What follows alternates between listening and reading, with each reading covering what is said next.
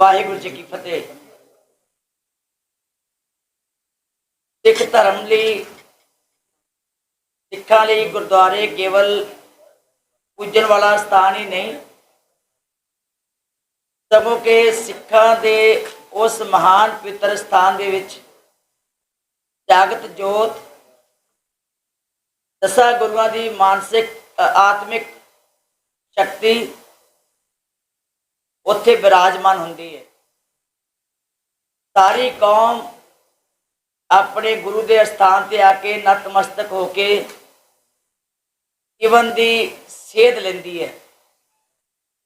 हर धर्म के लोगों को अपने धर्म के स्थान बहुत प्यारे है, लेकिन सिखा की एक विलक्षणता है कि सिखा के स्थान सिखा अपनी जान तो प्यारे है।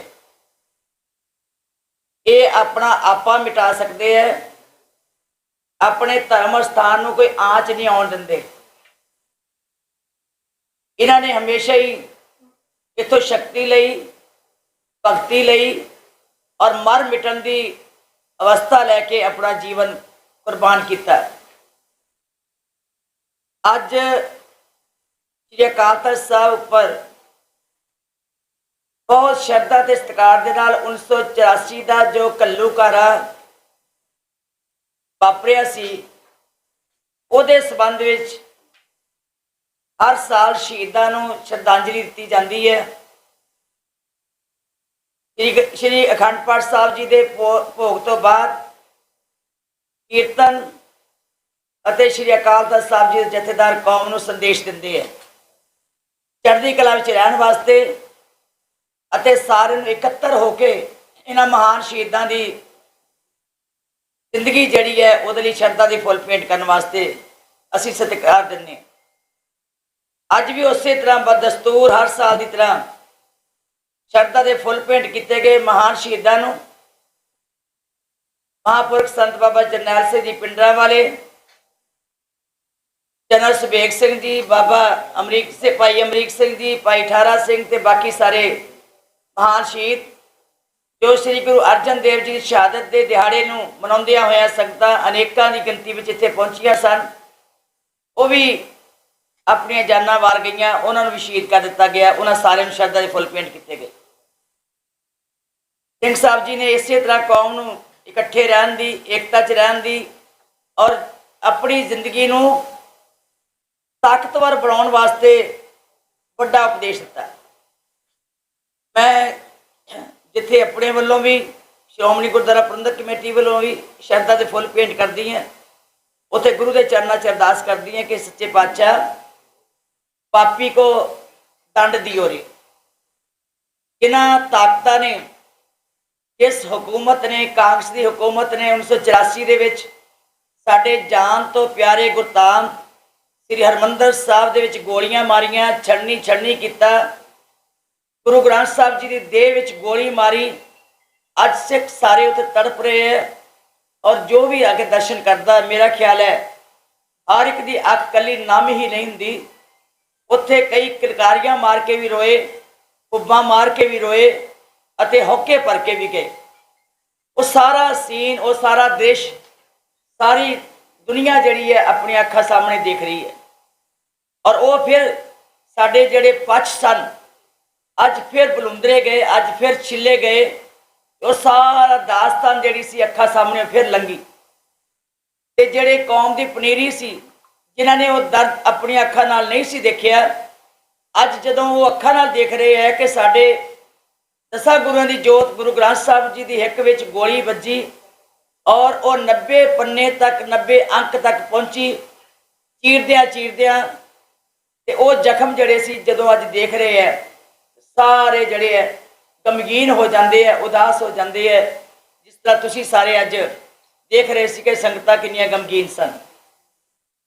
श्री अकाल तख्त साहब ढह ढेरी होया, वो साडे वास्ते चानण मुनारा सी। वो स्थान सानू बहुत बड़ी सेध दिंदे। धन गुरु हरगोबिंद साहब जी ने तख्त साजिया, मीरी पीर का सिद्धांत दिता। असी धर्म नूं उपर रख के राजनीति करनी है। किहड़ी राजनीति? जिहड़ी सरबत दा भला मंगे।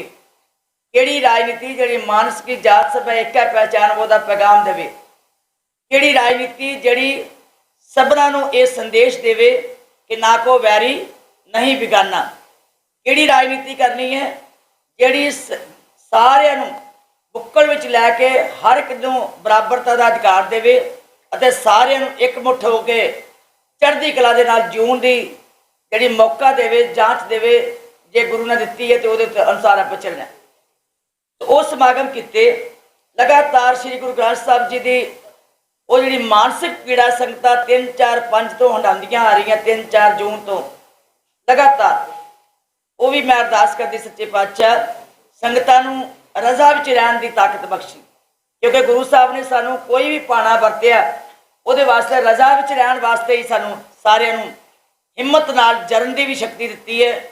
ਇਹ ਸਾਡੇ ਸਾਰਿਆਂ ਵਾਸਤੇ ਪੈਗਾਮ ਹੈ ਤੇ ਨਾਲ ਹੀ ਸਾਨੂੰ ਸਾਰਿਆਂ ਨੂੰ ਜੋ ਇੱਕ ਬਹੁਤ ਉਤਸ਼ਾਹ ਮਿਲਦਾ ਕਿ ਸੂਰਾ ਸੋ ਪਹਿਚਾਨੀਏ ਜੋ ਲਰਾ ਦੀਨ ਕੇ ਹੇਤ ਪੁਰਜਾ ਪੁਰਜਾ ਕੱਟ ਮਰੈ ਕਬੂ ਨਾ ਛਾਡਾ ਖੇਤ।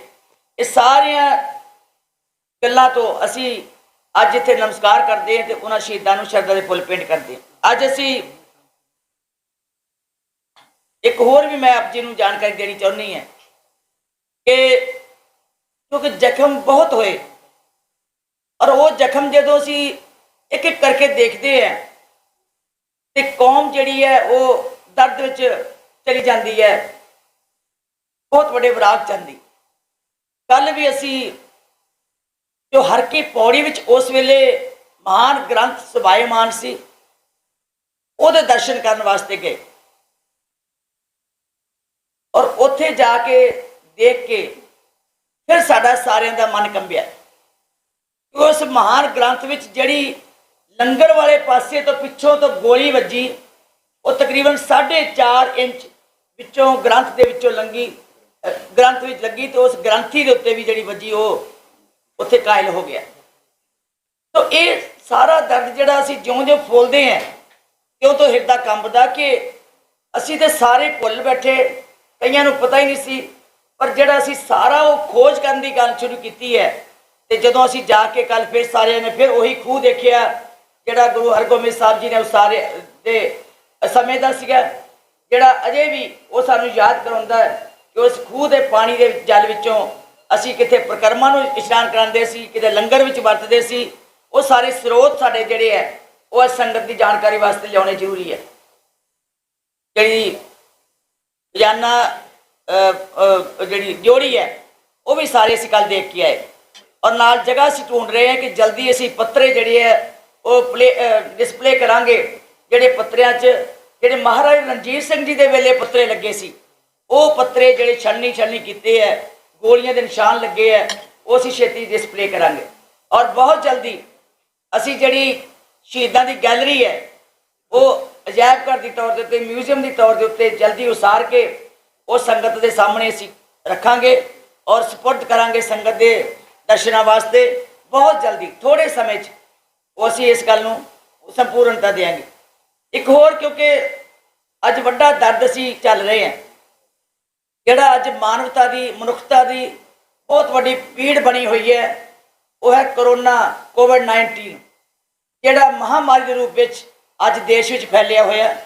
ਦੁਨੀਆ ਭਰ ਦੇ ਲੋਕ ਇਸ ਗੱਲ ਨਾਲ ਹਿੱਲ ਗਏ ਕਿ ਇਹ ਬਿਮਾਰੀ ਦਾ ਇਲਾਜ ਨਹੀਂ, ਪਰ ਫਿਰ ਵੀ ਸ਼੍ਰੋਮਣੀ ਗੁਰਦੁਆਰਾ ਪ੍ਰਬੰਧਕ ਕਮੇਟੀ ਅਤੇ ਹੋਰ ਸਿੱਖ ਸੰਸਥਾਵਾਂ, ਦਿੱਲੀ ਸੇ ਗੁਰਦੁਆਰਾ ਪ੍ਰਬੰਧਕ ਕਮੇਟੀ, ਧਾਰਮਿਕ ਜਥੇਬੰਦੀਆਂ, ਸਮਾਜ ਸੇਵੀ ਜਥੇਬੰਦੀਆਂ ਲਗਾਤਾਰ ਉਹਦੇ ਨਾਲ ਜੂਝ ਰਹੀਆਂ ਹਨ। ਜੇ ਸਰਕਾਰਾਂ ਨੇ ਕਦਮ ਬਹੁਤੇ ਵੱਡੇ ਨਹੀਂ ਚੁੱਕੇ, ਜੇ ਸਰਕਾਰਾਂ ਨੇ ਅੱਜ ਕਈ ਵਾਰੀ ਦਵਾਈਆਂ ਵਿੱਚ ਵੀ, ਵੈਕਸੀਨ ਵਿੱਚ ਵੀ ਬਹੁਤ ਵੱਡੀਆਂ ਅਣਗਹਿਲੀਆਂ ਵੀ ਕੀਤੀਆਂ ਤੇ ਹਸਪਤਾਲਾਂ ਦੇ ਵਿੱਚ ਕੋਈ ਇਲਾਜ ਵਾਸਤੇ ਪ੍ਰਬੰਧ ਨਹੀਂ ਕਰ ਸਕੇ ਪੁਖਤਾ, ਤੇ ਮੈਂ ਸਮਝਦੀ ਹਾਂ ਕਿ ਅੱਜ ਦੇਸ਼ ਅਤੇ ਵਿਦੇਸ਼ ਦੀਆਂ ਸੰਗਤਾਂ ਨੇ ਆਪਣੇ ਹੱਥੀਂ ਆਪਣਾ ਆਪੇ ਹੀ ਕਾਰਜ ਸਵਾਰੀ ਹੈ ਤੇ ਮਹਾਂਵਾਕ ਅਨੁਸਾਰ ਇਹ ਸਾਰੇ ਕਾਰਜ ਨੂੰ ਹੱਥਾਂ ਵਿੱਚ ਲੈ ਕੇ ਬਹੁਤ ਵੱਡੀ ਸੇਵਾ ਕੀਤੀ। ਸ਼੍ਰੋਮਣੀ ਗੁਰਦੁਆਰਾ ਪ੍ਰਬੰਧਕ ਕਮੇਟੀ ਜਿਸ ਤਰ੍ਹਾਂ ਪਹਿਲੇ ਤੋਂ ਲੈ ਕੇ ਲਗਾਤਾਰ 1.5 ਸਾਲ ਤੋਂ ਇਹ ਜ਼ਿੰਮੇਵਾਰੀ ਨਿਭਾਉਂਦੀ ਆਈ ਹੈ, ਕਦੇ ਗੁਰੂ ਕੇ ਲੰਗਰਾਂ ਦੀ ਸੇਵਾ, ਕਦੀ ਵੈਕਸੀਨ ਦੀ ਸੇਵਾ, ਕਦੇ ਕੰਸਨਟ੍ਰੇਟਰ ਲਾ ਕੇ ਆਕਸੀਜਨ ਦੀ ਸੇਵਾ, ਉਹਦੇ ਲੰਗਰਾਂ ਦੀ ਸੇਵਾ, ਹੁਣ ਫਿਰ ਵੈਕਸੀਨ ਦੀ ਸੇਵਾ। ਭਾਵੇਂ ਅਸੀਂ ਮੁੱਲ ਲਿਆਉਂਦੇ ਹਾਂ, ਸੰਕਟ ਸਾਡੇ ਤੇ ਵੀ ਆਰਥਿਕ ਤੌਰ ਦੇ ਉੱਤੇ, ਲੇਕਿਨ ਖਰੀਦ ਕੇ ਵੀ ਅਸੀਂ संगत नूं फ्री इलाज वास्ते वरतते हैं। वो इस करके कि कोई रह ना जाए, ये बीमारी का नाश तां होएगा जे असीं इहदी मुड़ तो फड़ लईए। सो मैं सारी संगत नूं बेनती करांगी, तुहाडी सेवा 'च अजे भी श्रोमणी कमेटी हाजिर है। लगातार ये चलते रहणगे जब तक इस बीमारी का खात्मा नहीं हुंदा। एक होर कल ही असीं बैठे एग्जैक्टिव की सारी मैंबर सन, असीं एक दो फैसले किए हैं जिहड़े कि मानवता की सेवा में असीं हाजिर करने चाहुंदे हैं। जिन्ने करोना करके साडे बच्चे अनाथ होए या किसी का बाप चला गया, बच्चा छोटा है, ਉਹਦਾ कोई सहारा नहीं रह गया कमाई का घर का, उन्होंने सारे बच्चों को असीं ओन करांगे, अडॉप्ट करांगे। उन्होंने बच्चों को असीं पढ़ाई करावांगे, उन्होंने बच्चों का असीं देखभाल करांगे, क्योंकि पढ़ाई ही सब तो ज़्यादा जरूरी है। आर्थिक तौर के उत्ते मजबूत करना ही पहला बच्चों को सामभना साडे वास्ते जरूरी है। और जिसका भी माँ बाप दुनिया तो चला गया, बच्चे का कोई सहारा नहीं रह गया, उन्होंने असीं अपने स्कूल में अपने कॉलेजों में मुफ्त विद्या दे के उन्होंने पढ़ाई करावांगे, तां जो वो दर दर ते ठोकरां ना खाण, तां जो वो दुनिया में अपने आप को अनाथ ना समझण, तां जो वो ये समझण कि ये महान गुरु का घर जिहड़ा है ये सारिਆਂ वास्ते जो शरण आवे तिस कंठ लावे। और ये सच्चे पातशाह का बिरद बाणे की लाज है कि वो हर एक दे गरीब का भला करना चाहुंदा है। सो इस गल नूं महसूस करते हैं जो कोविड दे विच साडे परिवार कोई जाना खत्म हो गई, उन्होंने बच्चे छोटे है, पढ़ने वाले हैं, स्कूल और कॉलेज की पढ़ाई रुक ना जाए, वो आर्थिक तौर पर खत्म ना हो जान, उन्होंने पैरों पर खड़ा करने वास्ते उन्होंने एजुकेशन देंगे। इस तरह लंबे समय तो किसानों दी मंगां नूं लैके किसान मोर्चा लगा होया, और केवल किसान मोर्चा बॉर्डर पर नहीं, हर व्यक्ति भावें वो देश में बैठा, भावें वो संसार के किसी भी हिस्से बैठा, हर मनुख ये महसूस करता है कि किसान कल्ला वाही करने वाला किसान अज पीड़ित नहीं है। भावें कोई व्यापारी है, भावें कोई मुलाजम है, भावें कोई भी परिवार दे विच कोई है, वो सारे सारे इस नाल पीड़ित होंदे है, सारे अफेक्टेड होंदे है, जिहदे करके साडा इकनॉमिकल ढांचा केवल पंजाब का नहीं पूरे देश का अन्नदाता जे कमज़ोर हो गया तो अज ढांचा भी जड़ा सी वो खत्म हो गया। अज असी बड़ियां परेशानियां चलिया, कारोबार खत्म हो गए, लोग जड़े सन रोटी तो मुताज हो गए, और बहुत सारिया जाना चलिया गई। दुख की गल ये है कई नौजवान भी जड़े सन वो अपनी जान गवा के चले गए।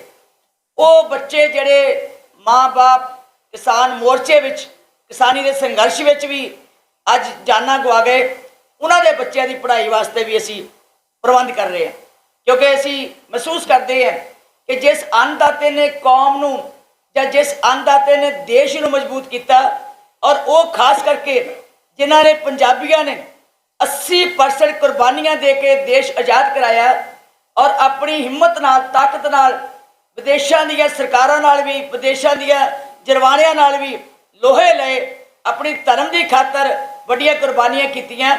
अज वो कौम के बच्चे जे अज रुल गए सड़कों उत्ते गलियां विच जां घरां विच, वो बर्दाश्त नहीं हो सकता।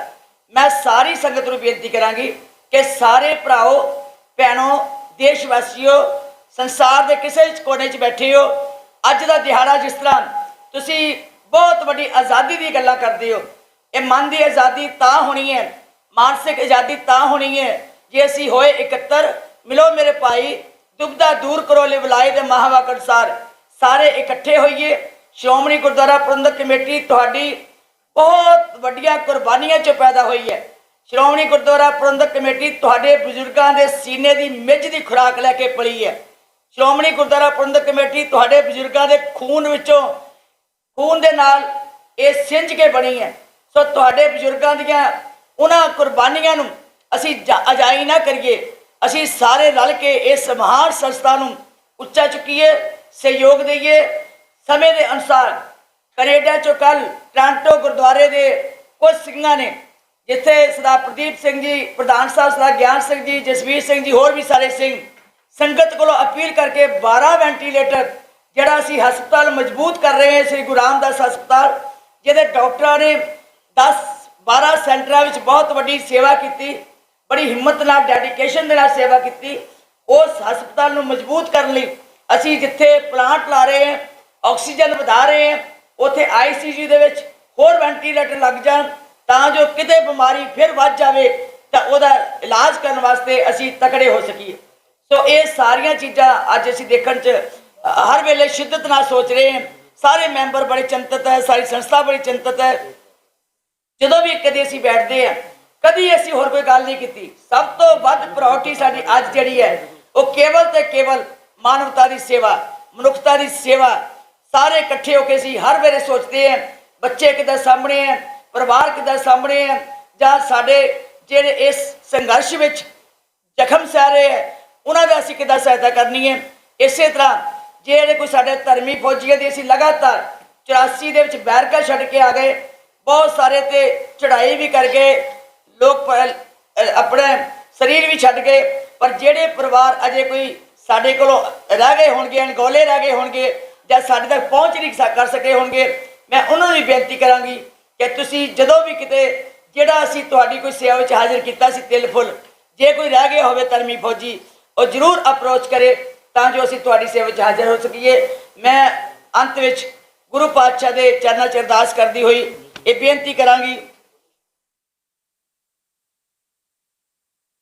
ਮੈਂ ਬੇਨਤੀ ਕਰਾਂਗੀ ਕਿ ਸਾਡੇ ਬਹੁਤ ਸਾਰੇ ਜਿੱਦਾਂ ਸ਼ਹੀਦ ਹੋਏ ਹੈ, ਬਹੁਤ ਸਾਰੀਆਂ ਸ਼ਹਾਦਤਾਂ ਹੋਈਆਂ। ਸਾਡਾ ਇੱਕ ਬਹੁਤ ਇਤਿਹਾਸ ਹੈ। ਸ਼੍ਰੋਮਣੀ ਅਕਾਲੀ ਦਲ ਨੇ ਬੜੀ ਲੜਾਈ ਲੜੀ ਸੀ ਜਦੋਂ ਕਿ 84 ਤੋਂ ਬਾਅਦ ਵੀ ਧਰਮਯੁੱਧ ਮੋਰਚਾ ਵੀ ਲੱਗੇ। ਉਸ ਧਰਮਯੁੱਧ ਮੋਰਚੇ ਤੋਂ ਵਿੱਚ ਸਾਡੇ ਬਹੁਤ ਸਾਰੇ 2 ਲੱਖ ਦੇ ਕਰੀਬ ਜਿੱਥੇ ਅਰੈਸਟ ਹੋ ਗਏ ਸਨ, 200 ਤੋਂ ਬਾਅਦ ਸ਼ਹੀਦ ਹੋ ਗਏ ਸਨ।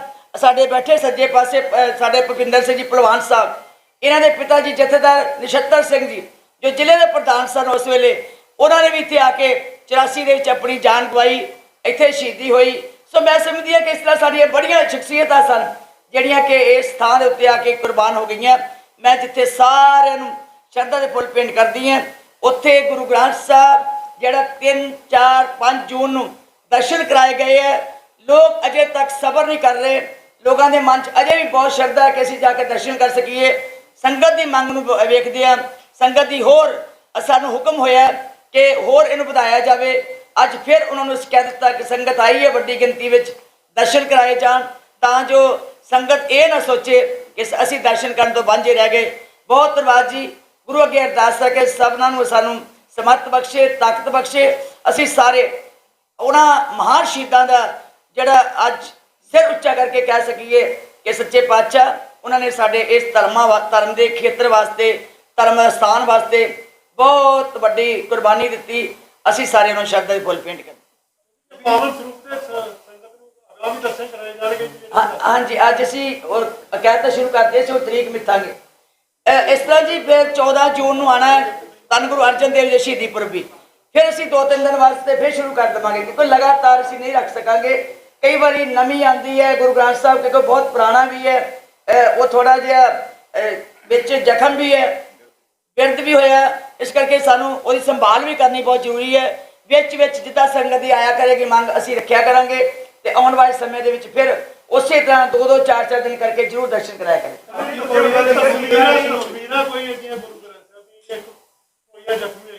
ਦੇਖੋ ਕਿਉਂਕਿ ਸਮਾਂ ਥੋੜਾ ਸੀ, ਅਸੀਂ ਸਾਰੀ ਪਲਾਨ ਪੂਰੀ ਨਹੀਂ ਕਰ ਸਕੇ, ਮੈਂ ਮਾਫੀ ਮੰਗਦੀ ਹਾਂ। ਹੁਣ ਅਸੀਂ ਸਾਰੀਆਂ ਤਸਵੀਰਾਂ ਕਢਵਾ ਰਹੇ ਹਾਂ ਔਰ ਜੋ ਛੇਤੀ ਉਹ ਗੈਲਰੀ ਦੇ ਵਿੱਚ ਜੋ ਗੁਰੂ ਜੋ ਤਖਤ ਸਾਹਿਬ ਜੀ ਦਾ ਜਿਹੜਾ ਉਸ ਵੇਲੇ ਪੂਰਾ ਫੱਟੜ ਹੋਇਆ, ਜ਼ਖਮੀ ਹੋਇਆ, ਜੋ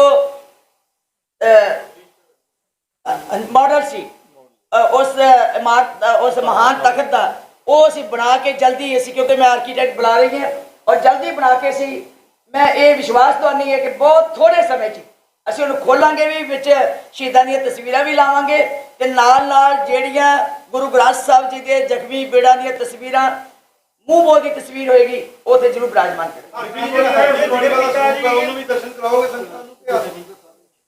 ਦੇਖੋ ਉਹ ਜੇ ਅਸੀਂ ਸਲਾਹ ਕਰ ਲਾਂਗੇ। ਅਸੀਂ ਦਰਸ਼ਨ ਕਰਕੇ ਆਏ ਹਾਂ ਔਰ ਮੈਂ ਦੇਖਿਆ ਸੀ ਕਿਉਂਕਿ ਬਹੁਤ ਭਾਰਾ ਸਰੂਪ ਹੈ, ਬਹੁਤ ਵੱਡਾ ਸਰੂਪ ਹੈ। ਉਹ ਤੇ ਮੇਰਾ ਖਿਆਲ ਹੈ ਕਿ उन्होंने ते अखर ही एडे एडे वड्डे है, देख के वाहिगुरू सच्चे पातशाह नमस्कार किया कि सच्चे पातशाह कैसे गुरसिख सन। इन्होंने एड्डी एड्डी सुंदर हस्तलेख लिखाइया जड़ियाँ वो कीतियां ते वो भी समा आएगा तो जरूर इस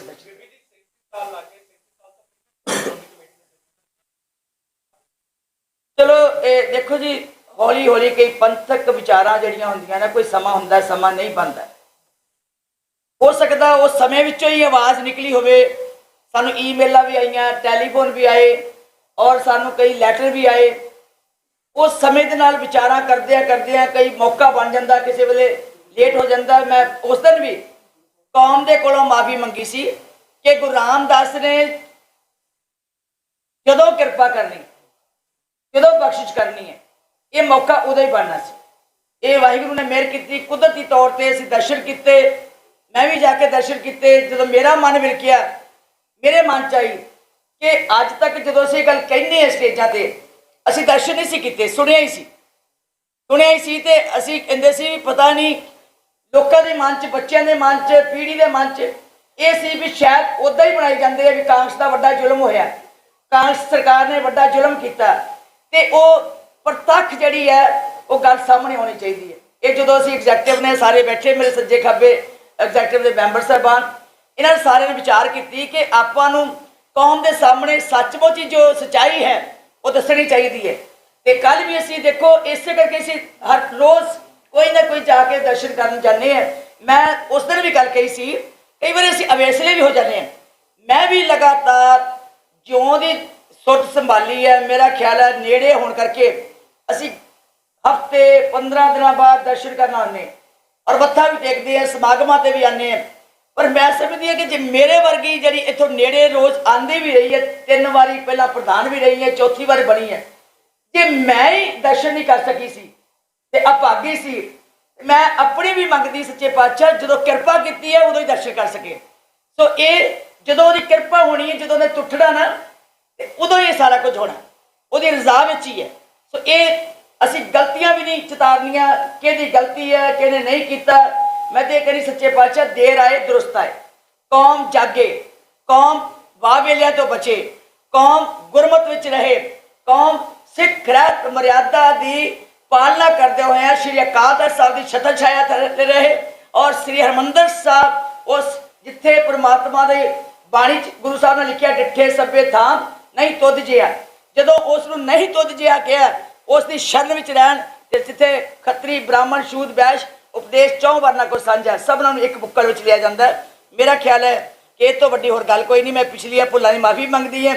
100 साल के श्रोमणी कमेटी के इतिहास में साडे कोलों सेवा करदियां साडे कोलों ऊनताइयां भी रही होणगियां, गलतियां भी होईयां होणगियां, घाटां भी रही होणगियां, साडी संस्था कोलों, साडे सेवादारां कोलों, मुलाजमां कोलों, लेकिन वो सच्चे पातशाह समर्थ है, वो किरपा करे कि कमियां दूर करके सानू समर्थ बख्शे, ताकत बख्शे कि आने वाली संगत की असीं इस तरह चढ़ती कला नाल सेवा कर सकीए। तो होइयां भुल्लां दी मैं संगत कोलों माफ़ी मंगदी है कि साडियां भुल्लां ना चितारो, सानू आशीर्वादां दिओ, असीसां दिओ, सानू सेहत दिओ, सानू सुझाव दिओ कि किहड़े काम असीं कर सकीए तां जो कौम दी होर भी सिर उच्चा हो सके।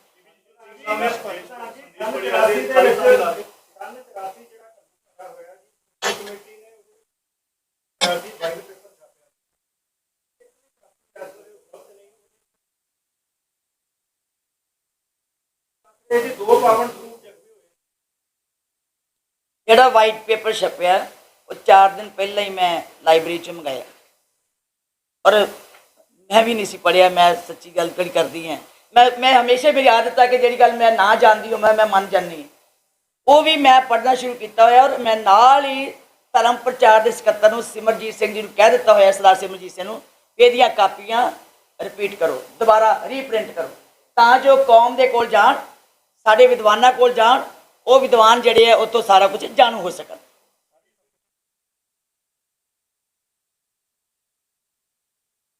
कोई गल नहीं जी, सुनिया कि संगत सारी ने सुनिया, जोश है, ये कौम जिउंदी जोश विच है। जे कौम च जोश खत्म हो गया फिर तो कौम ही खत्म होगी। जे जोश ही ना होया तो फिर सिख कौम नूं जज्बाती ते सिख कौम की एड्डी बड़ी ताकत जिहड़ी है कौन जानेगा।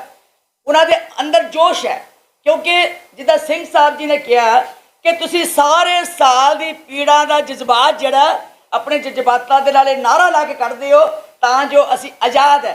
सो इस करके कोई सानू गुस्सा नहीं, क्योंकि वो बच्चे नौजवान वो आते हैं जदों वो अपनी पीड़ा किद्दां जाहिर करन, असी तो बोल के कर लेने, असी प्रैसराइज कर लेने, असी लैक्चर दे के कर लेने, असी उत्थे सारे संदेश दे के कर लेने। लेकिन जिहड़ा नौजवान या कौम जिहड़ी आई है वो अपने जज्बात नूं ये जकारिया राही ये नारिया राही संगतां सामने रख के दसदी है कि असी जोश विच है, असी मरे नहीं, असी जिउंदे हैं, असी हर दुश्मन नाल मुकाबला करने वास्ते तैयार बर तैयार है।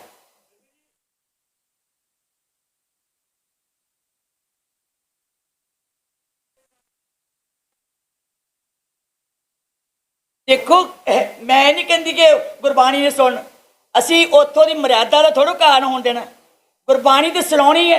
जे कोई देखो गलती भी करता कि गुरमत के खिलाफ चलता, असी उन्होंने ना असी कुट सकते हैं ना असी कुछ कह सकते हैं। बच्चे ने वो साढ़े नौजवान ने, साढ़े जज्बाती सिंह ने, वो साढ़े अपने ने, कोई दुश्मन नहीं है। वो अपना सिर्फ जाहिर करते हैं कि वो असी उच्ची आवाज़ नहीं होंगी, वो जड़ा संदेश है वो संगत तक पहुँचाना होंदा, संगत सुनती है। सारे नहीं नारे ला रहे होंगे, कोई थोड़े बहुते सिंह होंगे है जोड़े अपना जज्बात जाहिर करते हैं। बाकी आवाज़ जी है वो उच्ची करके तां संगत नूं सुनाईदा कि सारे संदेश नूं सुन सकन, बाणी सुन सकन।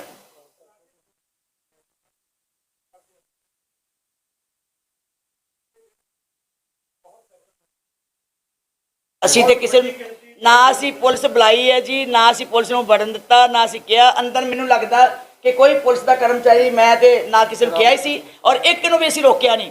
सानू आके कहा कि मान साहब आए हैं, वो कहते बैठना सी, उत्थे बिठाए सत्कार देना, बैठे हैं, बहुत सत्कार नाल बैठे। और मैं धन्यवाद करती हाँ सरदार सिमरनजीत सिंह मान जी का, उन्होंने बेटे बैठे। फिर जो उन्होंने कहा कि वो आने हैं मंड साहब आने हैं, दूजे आने हैं, वो कहते सी मत्था टेक के जाना, मैंने कहा भी टेक के जान, कोई सानू असी किसी ने मनाही नहीं की। और उत्थे आप वो मत्था टेक के फिर थले चले गए। सो मेरा कहने तो भाव कि ये सारा कुछ अज गुरमत अनुसार अंदर रखना बहुत जरूरी है। अंदर जड़ा वो गुरु की हजूरी में कोई रौला नहीं पैना चाहिए, किसी बेहुरमती नहीं होनी चाहिए, कितने गुरमत का घाण नहीं होना चाहिए, गुरु की हजूरी में किसी किस्म की कोई वो कुताही नहीं होनी चाहिए जी साड़ी सिख रहत मर्यादा नूं ठेस पहुंचावे।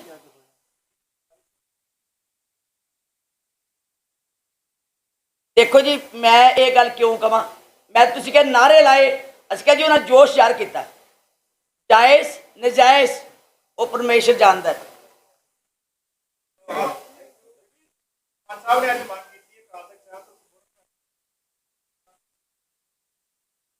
चंगी गल ठीक है जी, उन्होंने अपने जड़े ख्याल रखे है, चंगी गल है। उन्होंने हर सिख के जज्बात जेडे जाहिर कर सकता है।